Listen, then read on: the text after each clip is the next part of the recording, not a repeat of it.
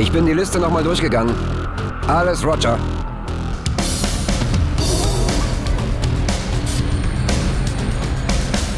Alle Systeme auf Go.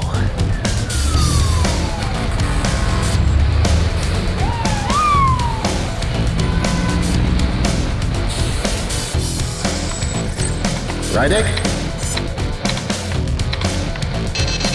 Brian, Zigarette.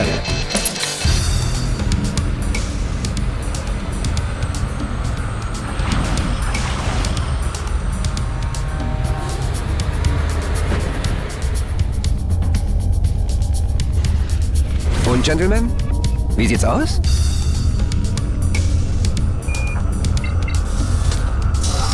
Sieht gut aus, Max. Gute Arbeit, Jungs.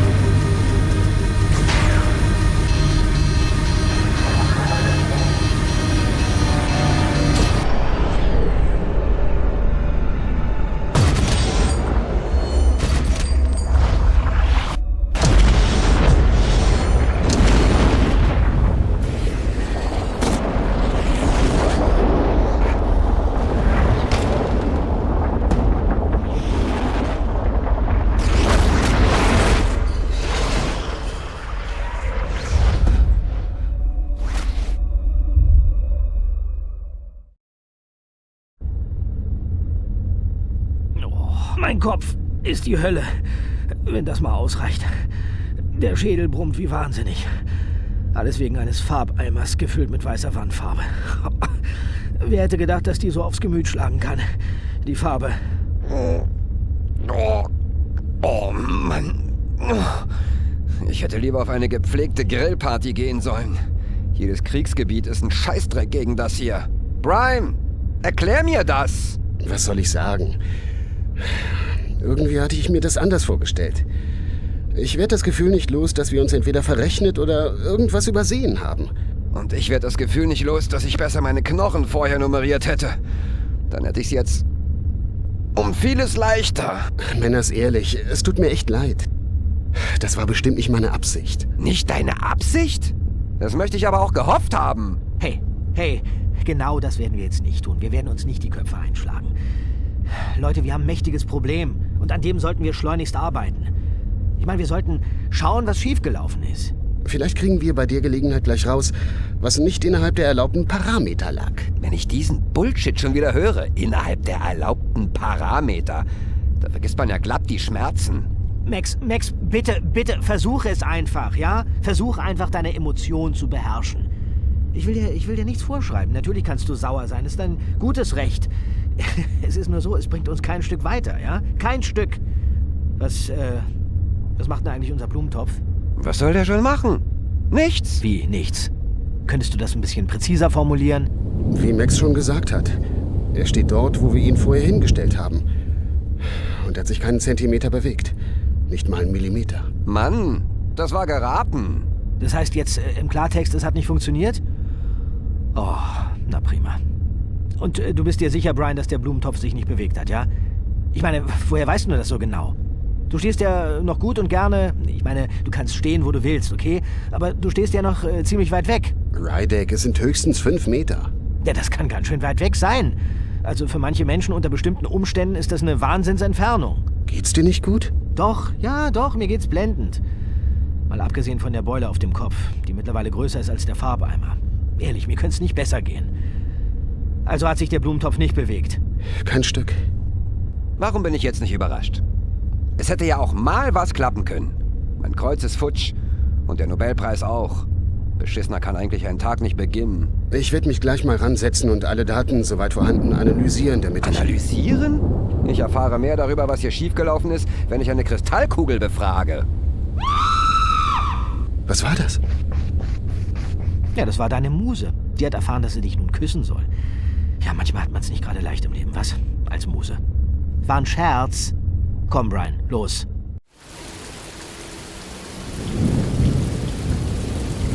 Hey, Fräulein. Hallo. Was ist mit ihr? Keine Ahnung, Sie können es mir noch nicht sagen. Sie ist nämlich bewusstlos. Oh, ich meine, bist du dir da sicher? Hast du ihren Puls gefühlt? Den am Handgelenk. Weißt du, was ich meine? Hab ich nicht. Bis ich den gefunden habe, kann es gut sein, dass dieser dann aus natürlichen Gründen nicht mehr schlägt. Ja, du wirst doch wohl bei einer Frau den Puls finden, Max. So schwer ist das doch nicht. Wer ist sie? Bin ich das Einwohnermeldeamt? Hat sie keinen Ausweis dabei? Brian, ich kann doch nicht einfach eine wildfremde Frau durchsuchen. Wenn mich ein Bulle dabei sieht, was soll ich dem sagen? Gut, dass Sie mich das fragen, Herr Officer. Mein Kollege möchte gern wissen, wie die Person heißt, die vor unserem Haus herumliegt. Meinst du, der glaubt mir den Blödsinn? Brian, wir brauchen einen Notarzt. Sofort. Okay. Na, wir sollten sie unbedingt reinbringen, Max. Ich meine, es ist nicht gerade das passende Wetter, um sie hier rumliegen zu lassen. Habe ich recht? Bis der Notarzt hier ist, wird sie sich zwar nicht aufgelöst haben, aber das muss ja nicht sein, dass sie hier noch länger liegt. Verstehst du? Schon klar. Bin dringend dafür. Dann tragen wir sie mal rein. Hallo? Hallo?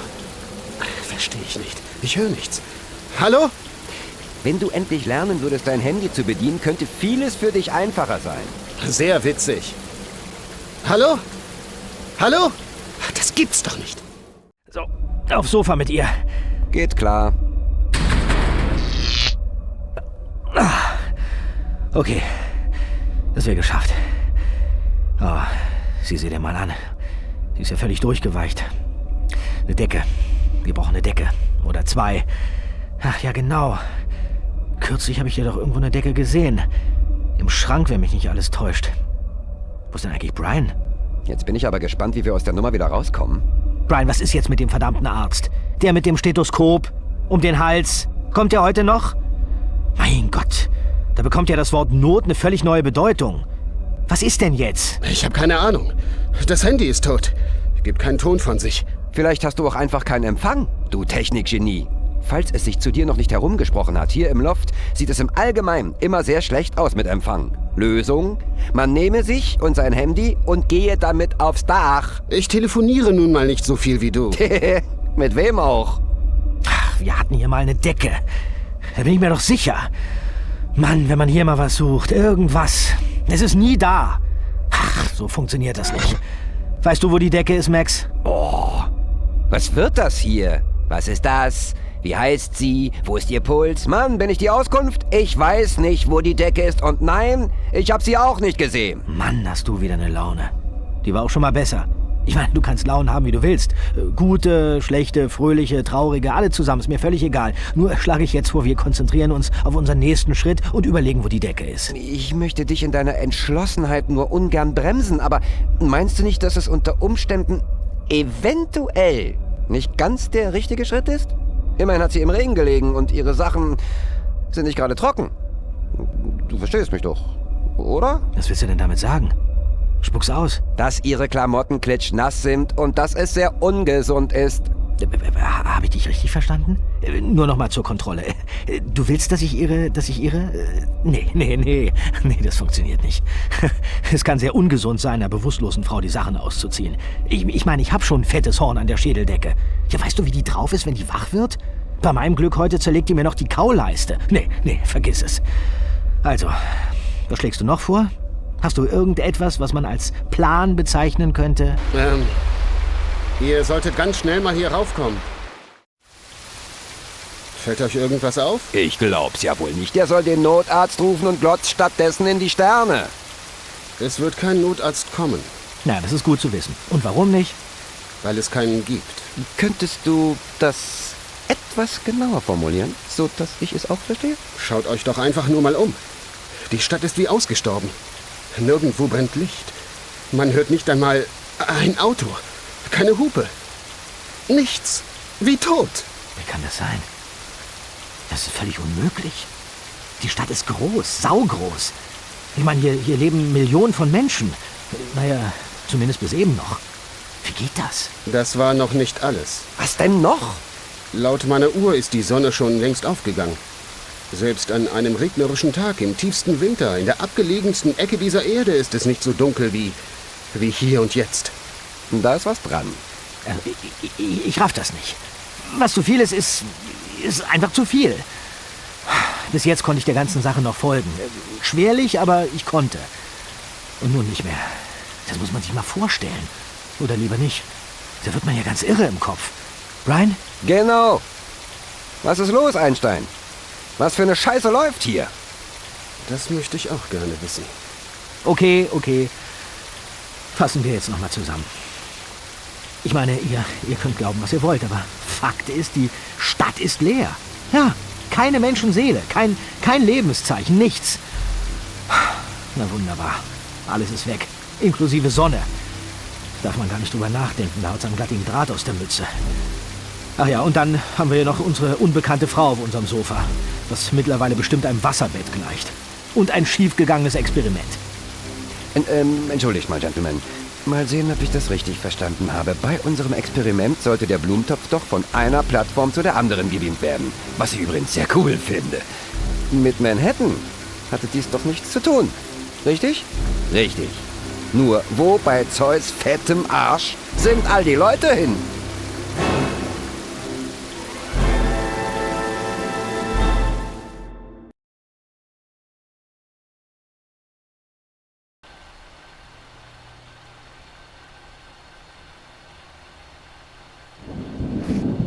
Sie ist bewusstlos. Daher kann ich schon mal ausschließen, dass sie sich mit mir unterhalten wird. Viel wichtiger ist, dass sie sich nichts wegholt. Na, mir sollte schleunigst was einfallen.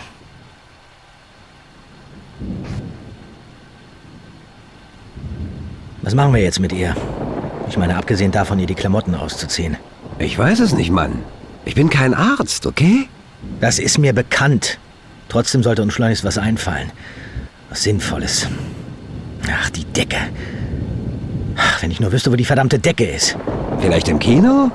Was Sinnvolles, ja? Heißluftpistole. Genau, wir haben unten im Loft noch eine rumliegen. Es sei denn, Brian hat schon ein Düsentriebwerk draus gebaut. Du quatschst vielleicht ein Blödsinn. Heißluftpistole. Ist doch völlig krank. Ich werde Brian fragen, ob er mir hilft, die Decke zu suchen. Brian? Decke suchen? Das kannst du vergessen. Der würde nicht mal seinen Arsch finden, wenn eine Glocke dran hängt.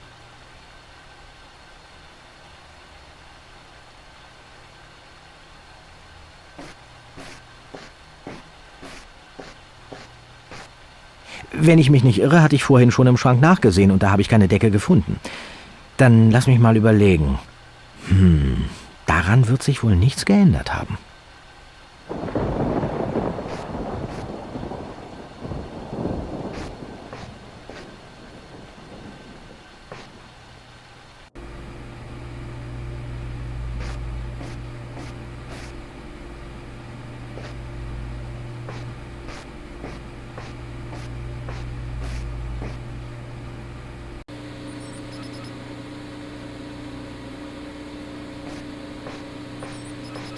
Hat ganz schön was abbekommen, die Gute. Oder was davon übrig ist. Ob wir die jemals wieder zum Laufen bringen?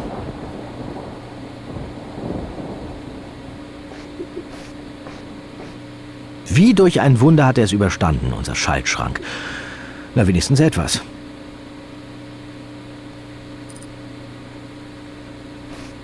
Frag nicht. Ich habe dafür absolut keine Erklärung. Ehrlich gesagt weiß ich noch nicht einmal, wo ich ansetzen soll. Dass sich unser Blumentopf keinen Millimeter bewegt hat, ist zwar nicht so schön, aber auch nicht ganz so tragisch. Was mich mehr beschäftigt ist, wieso ist die Stadt menschenleer? Wo sind die alle hin? Das ist eine gute Frage, eine sehr gute Frage. Wie es aussieht, haben wir hier ein echtes Problem.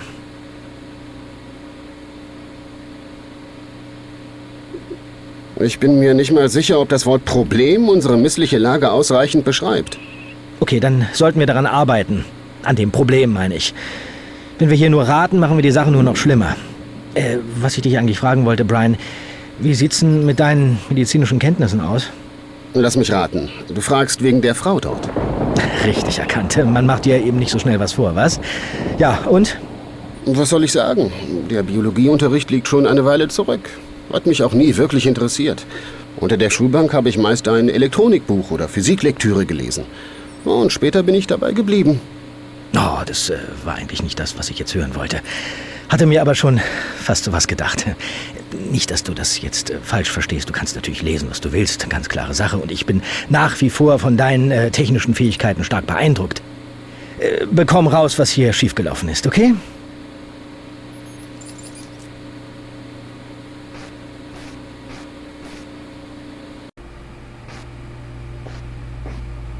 Brians Workstation. 4 davon und die Weltherrschaft ist mein.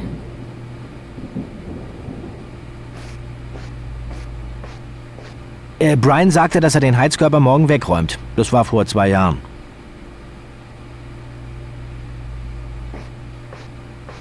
Das ist Max Spind. Ja, zu erkennen an sinnlosem Gerümpel, einem dampfenden T-Shirt und einem nackten Hintern. Scharfe Braut.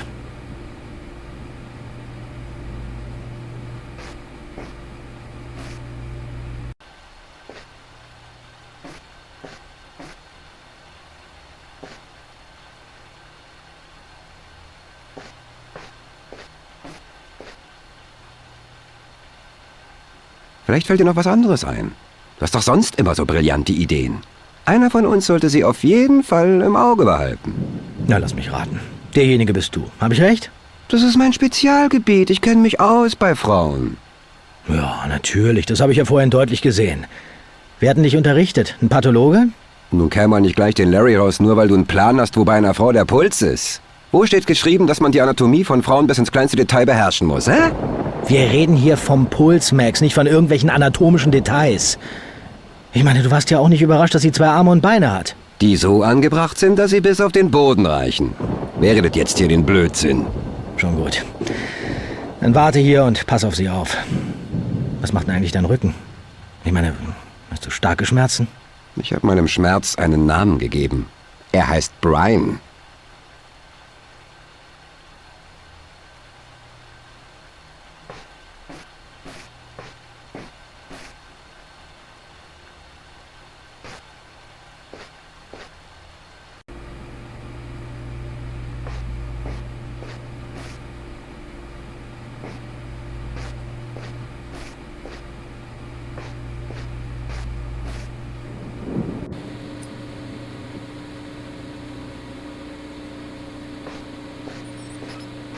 Ich störe dich nur ungern, aber irgendwie hänge ich hier fest.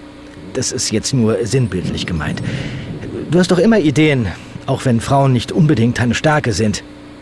Bei diesem Thema kann ich dir wirklich nicht helfen, so leid es mir tut. Brian, es geht hier weniger um eine Frau. Verstehst du? Hier geht es eher um die Tatsache, wie bekommen wir sie trocken. Weißt du, was ich meine? Jetzt stell dir doch einfach mal vor, du hast deine Hose gewaschen und die muss jetzt ganz schnell trocken werden. Was machst du? Ich pack sie in den Trockner. Okay, mein Fehler. Gut. Pass mal auf. Stell dir vor, dein Übermieter hatte einen Rohrbruch und das Wasser läuft die Wände runter. Alles pitschenass und jetzt sag nicht, dass du keinen Übermieter hast. Was machst du? Trockene Luft. Geht's ein bisschen genauer?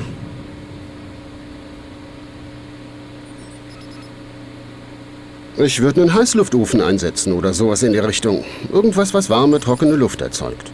Ja, soweit zur Theorie, aber was, wenn du keinen hast? Ach, den kann man sich doch schnell selber bauen. Ist doch keine große Sache. Okay, und wie? Im Prinzip ist es ein Lüfter oder ein Ventilator mit einer Heizspirale davor, mehr nicht. Du hast nicht gerade mal kurz Zeit, so einen Heizlüfter Marke Eigenbau zusammenzunageln? Weniger. Mir fällt aber ein, ich hatte mal so einen 2000 Watt Scheinwerfer. Das würde auch prima funktionieren. Was würde prima funktionieren? Was meinst du damit, Brian? Hast du schon mal auf einer Showbühne gestanden? Was um alles auf der Welt machst du auf einer Showbühne? Ich habe in früheren Jahren in unserer Schule für unsere Bauchtanztruppe die Beleuchtung gemacht. Bauchtanztruppe? Naja, jedenfalls war ich dafür das Licht auf der Bühne zuständig. Du kannst dir gar nicht vorstellen, wie warm es dort wurde durch die Scheinwerfer. Da fängt man an zu schwitzen, ohne sich groß zu bewegen. Faszinierend, was? Na Mensch, Brian, das ist es doch. Die Idee mit dem Scheinwerfer. Und wo ist der?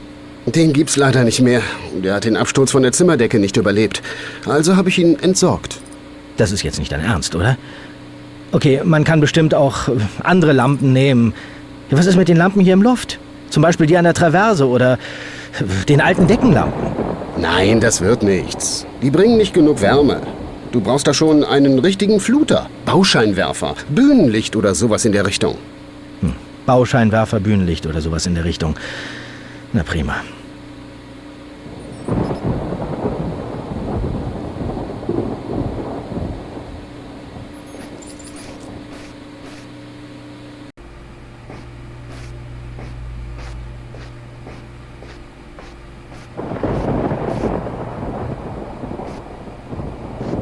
Für Otto Normalbürger steht der Lüfter in ziemlich lichter Höhe.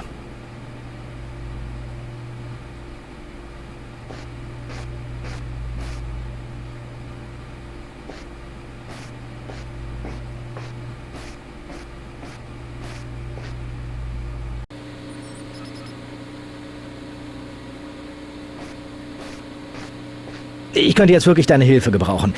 Deshalb würde ich mich freuen, wenn du mir für einen Moment deine ungeteilte Aufmerksamkeit schenken könntest. Du kannst sie ja anschließend auch gleich wieder haben. Die Aufmerksamkeit.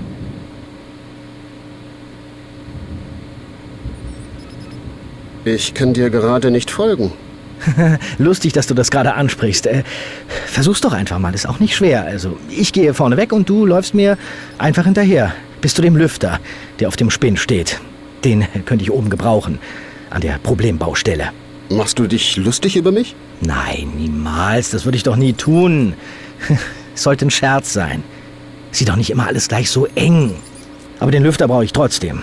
Leider komme ich an den aber nicht ran. Für Otto Normalbürger steht der Lüfter in ziemlich lichter Höhe. Ach, du meinst den Lüfter auf dem Spind? Den habe ich da hochgestellt, weil er defekt ist. Wir haben aber noch einen anderen. Und den muss ich doch jetzt hoffentlich nicht suchen. Brauchst du nicht. Ich weiß, wo der steht. Ich bring ihn dir. Na, das ist doch mal ein Wort. Wenn es dir nicht so viel ausmacht, dann stell ihn bitte gleich beim Sofa ab. Oben, dort, wo die Frau drauf liegt. Schon klar. Wo sonst? Oder haben wir noch ein Sofa? Eigentlich nicht. Aber bis eben war ich auch noch in der Annahme, wir besitzen nur einen Lüfter.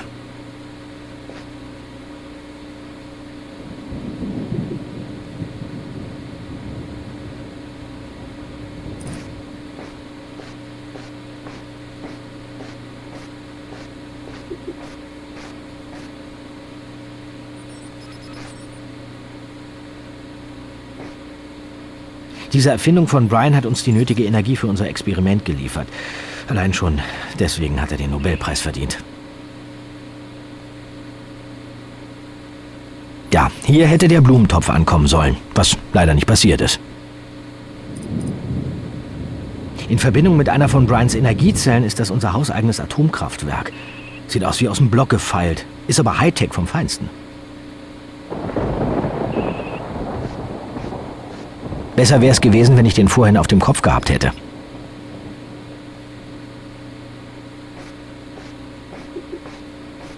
Ein Mammutscheinwerfergehäuse. Leider ohne Glühbirne. Aber vielleicht können wir ja ein Teelicht reinstellen.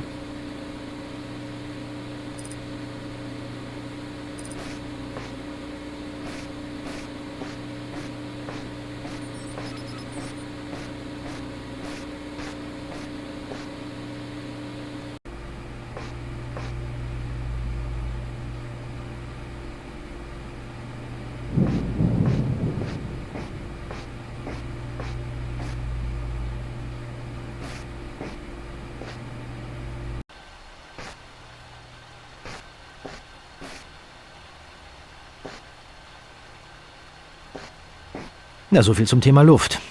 Wir brauchen aber warme Luft. Also sollte ich schleunigst was finden, womit ich die Luft erwärmen kann.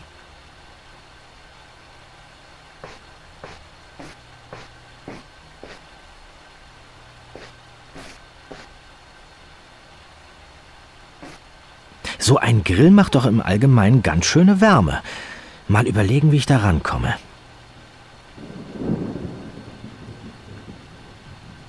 Ja, wenn das der einzige Weg ist, um Wärme zu erzeugen, dann muss es wohl so sein.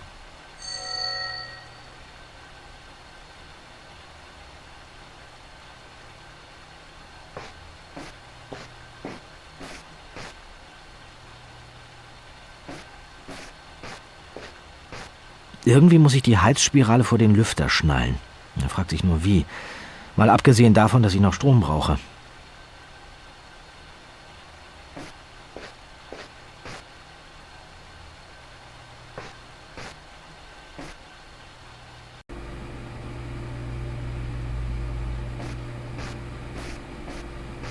Das ist jetzt nichts Besonderes. Hier ist lediglich der Maschendraht mit einem anderen Draht festgedrillt.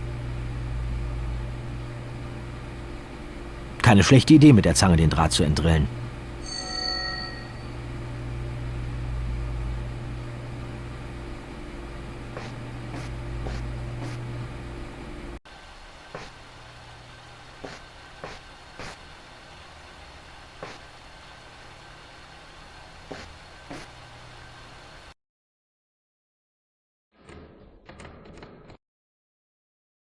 Na bitte, aus der Abteilung, du und dein Bastelkoffer, wie baue ich mir einen Heizlüfter?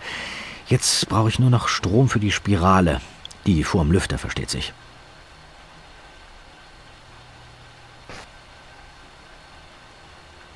Mann, Rydick. Hoffentlich werde ich nie ohnmächtig, zumindest nicht in deiner Nähe. Wie oft willst du mich noch fragen? Das geht einem ganz schön auf den Zeiger. Ja, wir können ja gern tauschen. Mein Vorschlag, du strengst dein Lockenköpfchen an, wie du sie trocken bekommst, und ich passe so lange auf sie auf. Kann es sein, dass du dir wieder mal das Einfachste rausgepickt hast? Ich habe Verantwortung. Schließlich wird sie mich zuerst sehen, wenn sie zu sich kommt. Was erzählst du denn da? Sie ist doch keine Neugeborene. Nicht? Ich könnte ihr was vorlesen. Vorlesen? Du? Na wunderbar. Meinst du nicht, sie ist schon genug bestraft? Ich habe Erfahrung damit. Stell dir das nicht so einfach vor. Neulich hatte ich eine, die hat mir die ganze Nacht irgendwas vorgelesen. Das schlaucht mehr als Liebe machen. Ist nicht wahr. Dich zu fragen, was sie dir vorgelesen hat und von wem, würde das jetzt wahrscheinlich unnötig in die Länge ziehen. Habe ich recht?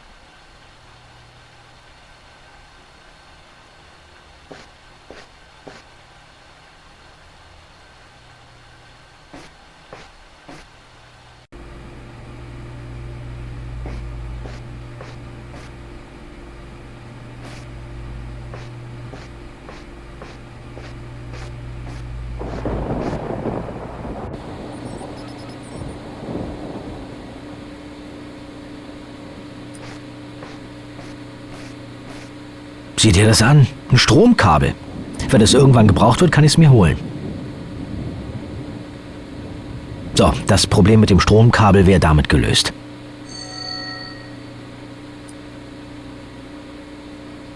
Na wunderbar. Der Ostsee ist also auch hin. Dann schraube ich jetzt mal den Stecker ab. Okay.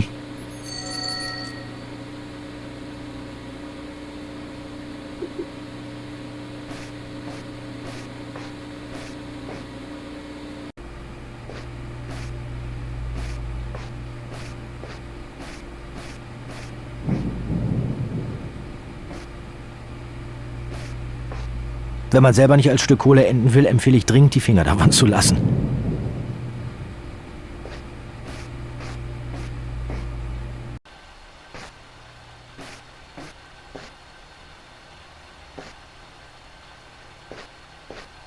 Hier ist nichts dran, was uns um die Ohren fliegen kann. Also würde ich es in die Kategorie ungefährlich einstufen. Und los geht's!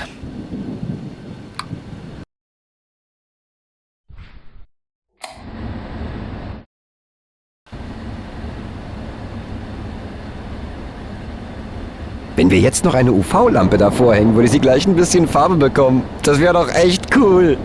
Spiel ihr doch noch eine Meeresbrise über die Boxen ein und zieh dir ein Hawaii-Röckchen an.